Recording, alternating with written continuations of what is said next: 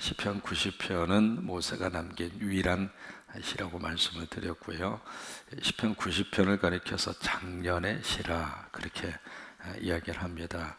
다시 말해서 인생을 다 살아보고 나서 인생이 이런 것이구나. 어떤 모세가 남기는 그의 인생론이라고 표현할 수도 있겠고요. 성경에는 그런 구절들이 참 많습니다. 솔로몬이 남긴 그의 인생론을 한 권 꼽으라고 하면 그의 전도서입니다. 솔로몬이라고 하는 한 인간이 그의 삶을 쭉 살고 나서 삶이란 이런 것이구나 라고 하는 어떤 의미에서 그냥 머릿속에서 나온 그의 인생론이 아니라 삶의 현장에서 체험을 하고 나서 인생은 이런 것이구나 라고 남긴 것이 바로 전도서라고 하는 그 성경인 것처럼 이 시편 90편은 모세의 120수의 생명을 이렇게 압축을 해서 인생은 이런 것이구나 라고 밝히고 있는 그런 시 가운데 하나입니다. 여기서 두 가지를 말씀을 드린다고 말씀을 드렸는데, 첫째는 하나님의 존재 확인, 두 번째는 인간의 존재 확인입니다. 하나님을 두 가지로 설명을 하고 있습니다. 첫째는 하나님은 우리의 거처가 되시는 분이다. 다른 것이 우리가 의지하고 살 수 있는 대상이 아니라 하나님이 우리의 의지의 대상이다. 그 이야기예요. 하나님 붙들고 살면은 흔들릴 수는 있어도 뽑히지는 않을 것이다. 그게 이제 모세가 우리에게 주고 있는 삶의 가장 중요한 교훈 가운데 하나입니다. 언제가 말씀드린 것처럼 20세기 미국의 신학자 가운데 한 사람이 폴 틸리키라고 하는 사람인데, 그분이 이제 그 유명한 설교 가운데 하나가 바로 그겁니다. 흔들리는 터전. 세상의 모든 것은 다 흔들리게 되어져 있습니다. 나라도 흔들리게 되어져 있고, 경제도 흔들리게 되어져 있고, 개인의 건강도 흔들리게 되어져 있고, 또 하나 여러분 부부의 관계 흔들릴 수 있어요, 없어요? 흔들릴 수 있습니다. 그게 바로 우리가 살고 있는 이 삶의 터전이라고 하는 것입니다. 왜요? 우리 그 터전 자체가 불완전합니다. 완벽한 터 위에 세워져 있는 것이 아니라 나라든 개인이든 국가든 모든 시스템 자체가 그래요. 불완전해요. 여러분 교회도 마찬가지입니다. 교회를 구성하고 있는 구성원 자체가 완벽할까요? 완벽하지 않을까요? 완벽하지 않아요. 다 부족하고요. 전부 다 연약하고요. 전부 다 이렇게 톡 하고 건들면 빠르르 하고 성질 나올 수밖에 없는 감성을 가지고 살고 있고요. 보기에는 얌전하게 보이는 것처럼 느끼실지 모르지만 아이고 주여. 그러니까 인생 자체가 그렇게 완벽한 터전 위에 우리가 세워져 있는 게 아니거든요. 그러니까 상황이 조금만 바뀌어지면은 그 상황에 따라서 사람은 끊임없이 흔들릴 수밖에 없는 거예요. 근데 그런 속에서 정말 흔들리지 않는 터전이 누구인가? 하나님이라고 하는 거예요. 그러니까 모세가 그것을 120년을 살면서 우리가 거처할 수 있는 거처는 아파트가 아니라, 우리의 거처는 대한민국이 아니라, 우리의 거처는 군산이 아니라 우리의 거처는 하나님이다 이 말이에요. 근데 그 하나님의 거처 되심을 신학적으로 정립한 분이 바울입니다. 그래서 그분이 빌립보서에서 그렇게 말씀을 하시는 거예요. 우리의 힘있고는 어디에 있어요? 하늘에 있다 이 말이에요. 그 다음에 두 번째로 하나님의 존재성을 어떻게 설명을 하고 있는가? 그분은 영원하신 분이다. 그러니까 하나님이라고 하는 존재 자체는 오늘 있다가 내일 없어지는 건 순간적인 존재성이 아니라 영원한 존재, eternity being, 영원한 존재라고 하는 사실이죠. 바로 이제 그 하나님의 존재성을 설명을 하고 나서 그 다음에 인간의 존재의 모습을 설명을 합니다. 인간이란 뭔가? 구체적으로 이렇게 좀 설명을 해볼까요? 나라고 하는 존재는 뭔가? 또 하루 우리가 인생을 살게 되는데 인생은 일생이잖아요. 한 번 사는 거잖아요. 그러니까 인생은 일생입니다. 내가 한 번 살아보고 나서 또 살아봤으면 얼마나 좋을까 그 생각하게 되잖아요. 내가 실수했던 거 더 이상 실수하지 않고 한 번 해본 거 더 이상 이제는 좀 더 잘 할 수 있을 것 같은 생각이 우리에게 들어서 좀 더 또 다른 기회가 주어졌으면 좋겠는데 그 생각을 합니다마는 결국 인생은 일생입니다. 한 번 살고 가는. 어제라고 하는 삶, 내 삶에서 이제는 지나간 거예요. 오늘이라고 하는 삶도 우리 일생에 있어서 딱 한 번 오는 날입니다. 오늘이라고 하는 그 하루 자체가. 그러면서 인생이란 바로 무엇인가, 거기에 대해서 몇 가지로 설명을 하고 있죠. 인생은 한 경점과 같다. 한순간 한 점과 같다. 인생은 찰나적인 존재다. 눈 깜빡할 사이에 우리 삶 자체가 이렇게 훌쩍하고 지나가 버린 바로 그죠. 또 하나, 인생은 아침에 돋아난 풀과 같다. 그런 말씀을 오늘 90편에서 모세를 통해서 우리에게 말씀을 하시고 있습니다. 그러면서 이제 또 한 번 몇 가지 설명을 해주시고 있어요. 그것이 바로 10절입니다. 우리 인생에 대한 압축 파일을 10절에서 그렇게 설명을 하고 있거든요. 10절 유명한 구절이죠. 우리의 연수가 70이요 강건하면 80이라도. 그러니까 모세 시대에 거의 평균 연령이 70이고 80이었다 그 말이에요. 70이 거의 평균 연령이었고, 거기서 조금 더 건강하고 장수하신 분이 있었다면 80수를 누렸다 그 말이에요. 여러분, 성서적으로 이 70과 80이라고 하는 연령이 아무리 평균 연령이 높아진다 하더라도 70 살고 80 사셨으면 감사한 거예요. 아멘하기도 싫지만은. 여러분, 2000년대 들어서서 타임지가요, 타임지라고 하는 세계적인 잡지 있잖아요. 그 잡지에서 2000년대의 표지 모델로 딱 나온 친구가 누구냐면 2000년 1월 1일 12시에 딱 태어난 친구입니다. 그 아이를 표지 인물로 딱 내세우고 나서 거기서 무엇을 다루었느냐면 앞으로 이 아이가 얼마나 살 것인가. 결론이 바로 뭔 줄 알아요? 100세입니다. 가면 갈수록 평균 연령은 늘어날 수밖에 없습니다. 왜요? 약도 좋아지고 건강검진도 얼마나 잘해주고. 제가 어제 이제 집사람하고 건강검진을 하고 왔는데 그 하면서 참 대한민국 참 좋은 나라다. 지금 전 세계적으로 이런 나라가 어디가 있습니까? 인정 안 하실지 모르겠지만 제가 20년 미국 살면서도 미국이 뭐 세계적인 나라이고 선진국가이고 잘 사는 나라이고, 아휴 주여, 이게 병원에 한번 갔다 오고 나면은요, 그것을 뒷감당하기 힘들 정도로 엄청난 돈이 나가요. 건강검진 꿈도 못 꿔요. 어제 이제 딸내미하고 잠깐 통화하면서 아빠 보셨어? 그래서 아빠 엄마 가서 건강검진 받아서, 여기 한국은 말이야 정기적으로 검진 받도록 그렇게 다 국가가 다 해준다 그랬더니 뭐라고 한 줄 알아요? 오마이갓 오마이갓 오마이갓. 미국에서는 상상도 못하는 일이에요. 만약에 그 건강검진을 여러분들이 받으시는, 제가 받았던 그 검진을 그대로 받는다고 생각하면 엄청난 돈을 지불해야 돼요. 부자들 위에는, 말 그대로 보험을 탄탄하게 가지고 있는 사람 위에는 그런 혜택을 받을 수 있는 국민이 그렇게 많지가 않아요. 그런데 이 대한민국은 다 해주잖아요. 고마운 것은 고마운 거예요. 감사한 것은 감사한 거예요. 거기에 대해서 그냥 고맙지도 않고 감사하지도 않고 당연하다고 생각하면 안 되고, 어쨌든 그런 정책을 펴서 우리 국민들에게 그런 혜택을 주고 있다고 하는 것은 고마운 거예요. 다만 그런 고마운 아름다운 모습으로 우리나라가 계속 갔으면 좋겠어요. 흔들리지 말고.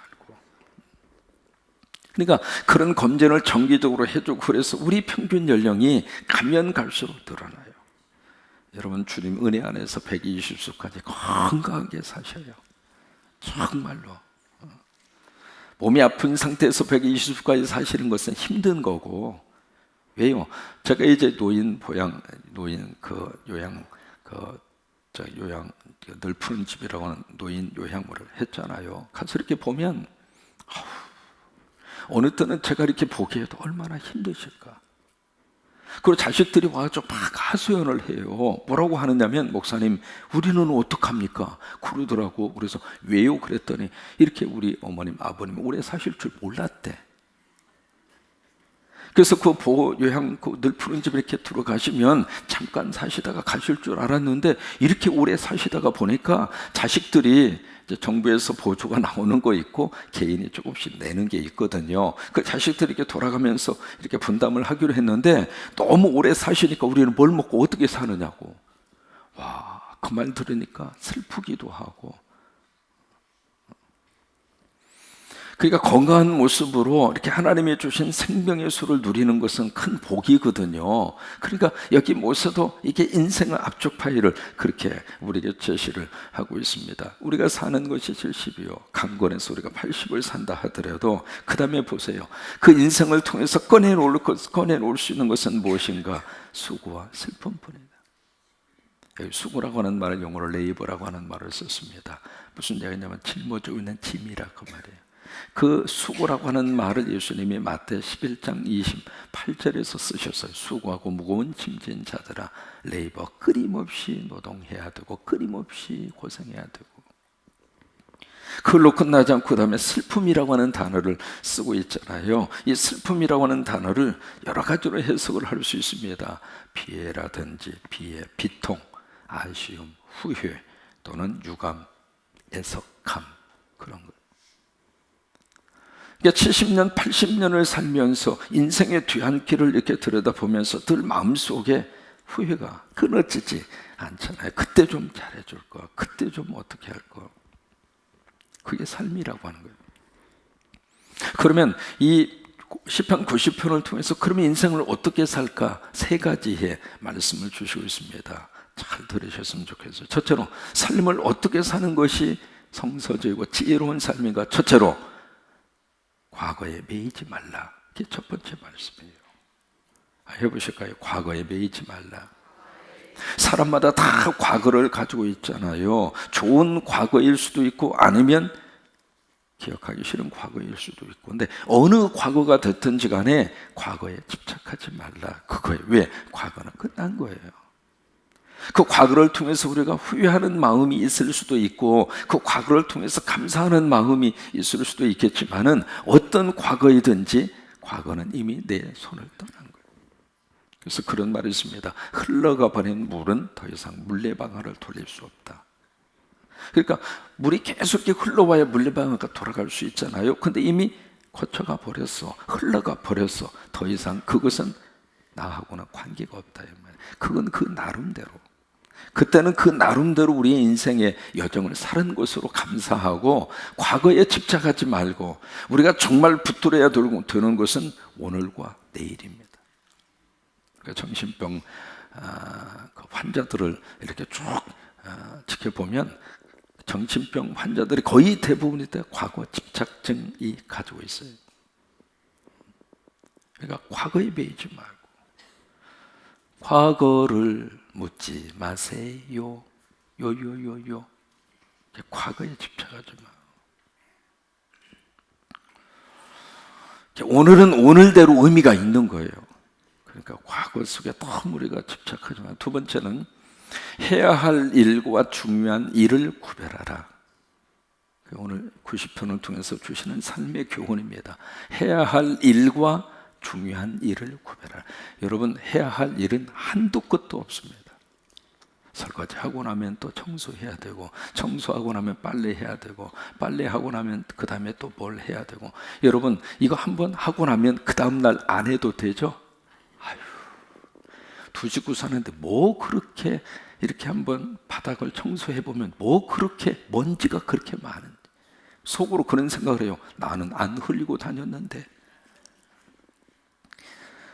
한도 끝도 없는 거예요. 해야 할 일은 계속 할 수밖에 없습니다. 그러니까 오늘 했다고 해서 해야 할 일이 없어지는 게 아니거든요. 그러면 그 해야 할 일을 계속 하다가 그 일에 치여서 우리들이 인생을 살 수가 있는데, 해야 할 일은 미루어도 사는데 지장이 없어요. 설거지 안 한다고 그래서 우리 인생이 끝납니까? 어느 때는 좀 설거지 일주일 정도 쌓아놔. 하기 싫으면.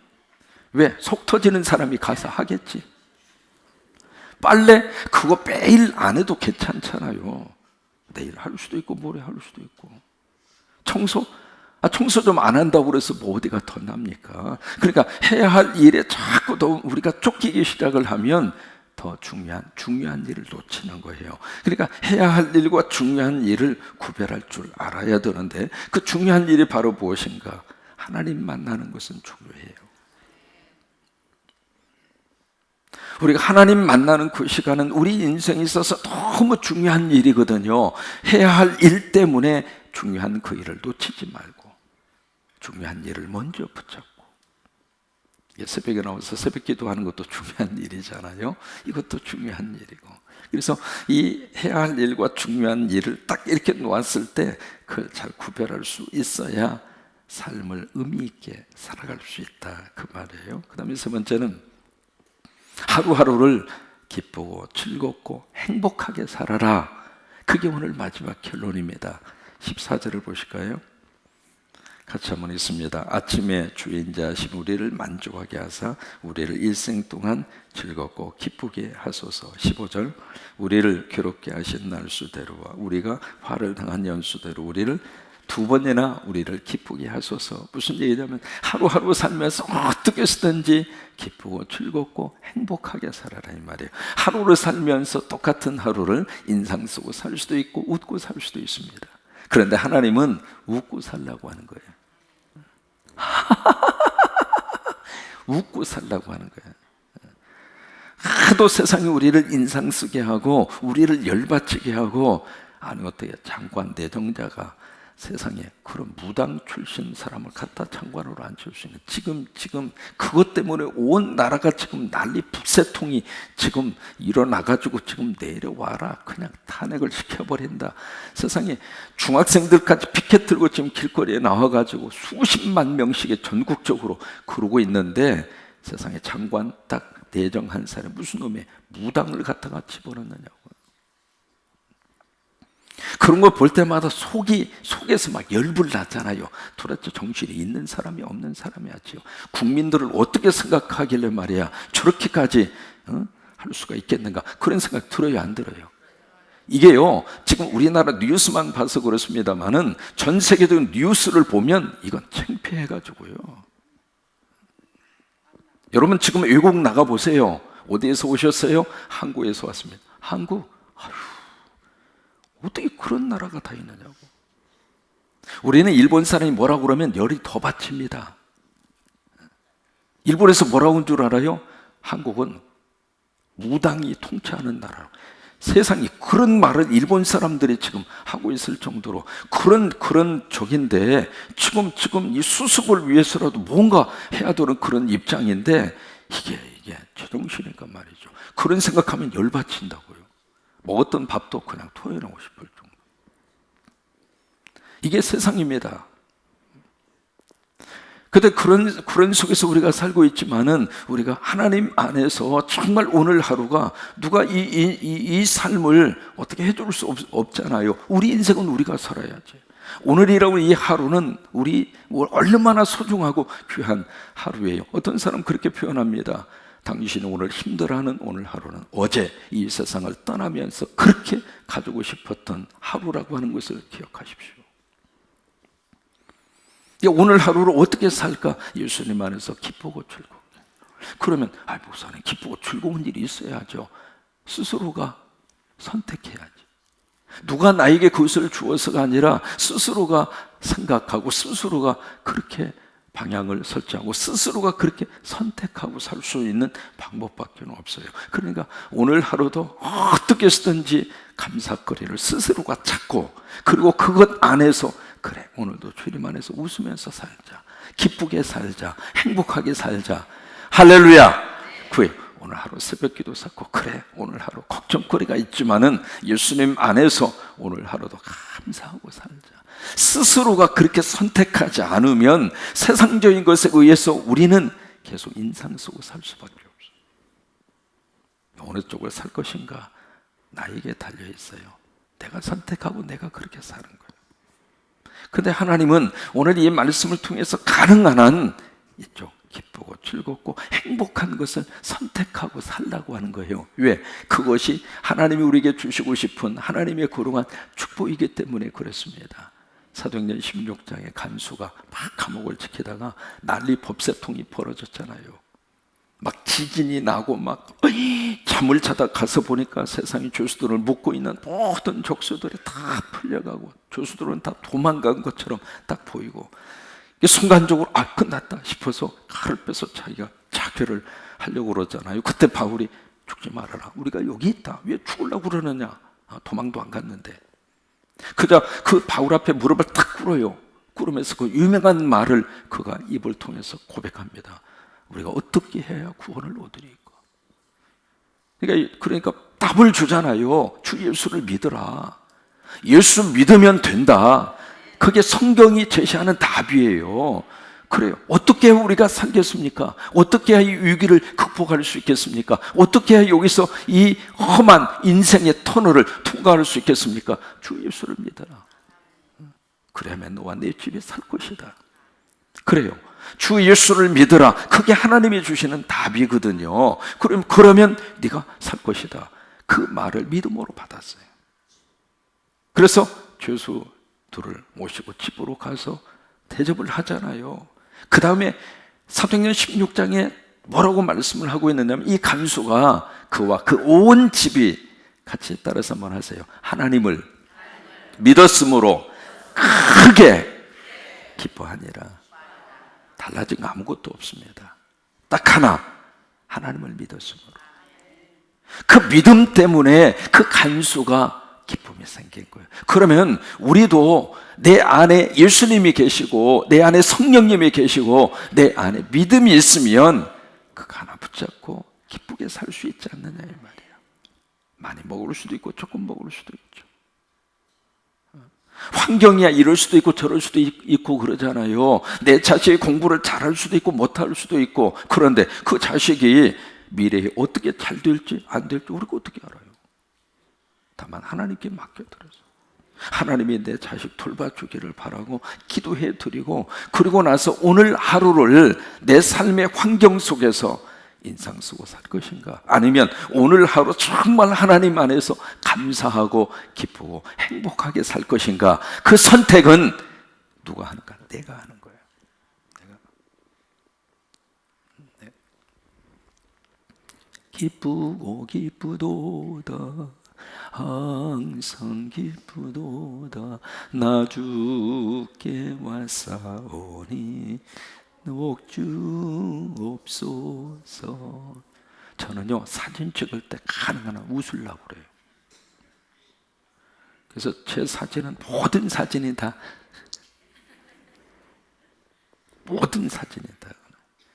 사진 찍는 순간만이라도 행복하고 싶어서. 왜? 그렇지 않으면 우리가요 얼굴이 굳어집니다. 아주 인상스러운 얼굴입니다. 그러니까 우리가 우리 얼굴을 잘 못 보잖아요. 그런데 누구 얼굴을 보면 아냐면 상대방 얼굴을 보면 알아요. 왜? 상대방 얼굴이 바로 내 거울이야. 내가 지금 그러고 있으니까 상대방도 나한테 그런 모습을 보여주는 거거든요. 이간에 한번 살짝 한번 보세요. 여러분 거울을 한번 보세요. 내가 웃고 가면 저 사람도 나에게 웃음을 주거든요.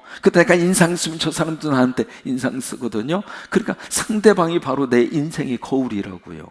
그러니까 내가 웃으면 함께 웃어줄 수 있는 결론입니다. 90번을 시작하면서 1절 말씀에 뭐로 시작했느냐면 주여로 시작을 했어요. 인생의 의미는 바로 여기에 있습니다.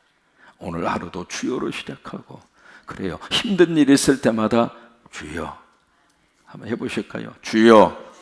속에서 답답할 때마다 주여. 괜히 그것을 세게 해가지고 죽여 그러지 말고 좀 부드럽게 하셔요. 주여 주여. 그러니까 무거운 짐을 짊어지지 않는 인생은 아무도 다 그래요. 제가 목회하면서 짧은 인생의 여정이지만 얼마나 많은 사람들을 만났습니까? 한국 사람도 만나고 외국 사람도 만나고, 만나볼 수 있는 사람 모르겠어요. 여러분도 많은 분들을 만나셨겠지만 모르겠어요. 단순 비교해보면 저처럼 많이 만날 수 있었을까요? 그 많은 사람들을 만나면서 느끼는 거 있어요. 사람은 별거 없어요. 별거 없어요. 그러니까 그 하루의 삶을 살면서 우리가 주여 그러고 살면 하루 살아갈 수 있어요. 주여 살고 주여 부르짖고 살면 오늘 하루 하나님의 은혜 안에서 살아갈 수 있어요. 아무리 큰 문제라 하더라도 예수님보다 크신 분은 없어요. 그러니까 주여 힘들 때마다 주여 그렇게 부르짖고 오늘 하루도 힘있게 설 수 있기를 바랍니다. 같이 한번 외칠까요? 주여. 시작. 주여. 그래요. 주여. 자식놈이 속썩이면은 그 앞에 가서 니놈 낳고 내가 미역국 먹은 게 천추의 한이다, 그 말 해봤자 나만 속상해. 그러지 말고 자식 눈앞에 다 가서 주여, 그 마음이야. 자식이 뭐 알아요? 그래도 주여 하면 주님이 아시잖아요. 그러니까 직장생활 하시다가 일하시다가 속 터지는 일이 생기면은 가서 막 같이 붙어봤자 생기는 게 뭐가 있습니까? 그냥 가서 주여, 주여. 그렇게 해서 오늘 하루도 주여 붙잡고 그렇게 힘있게 살 수 있기를 주의 이름으로 축원합니다. 요절 말씀이 10절입니다. 10절 시작. 우리의 연수가 70이요 강가라면 80이라도 그 연수의 자랑은 수고와 슬픔뿐이요 신속히 가니 우리가 날아가나이다. 좀 길은데요, 그래도 다시 한번 읽습니다. 우리의 연수가 70이요 강가라면 80이라도 그 연수의 자랑은 수고와 슬픔뿐이요 신속히 가니 우리가 날아가나이다. 아멘.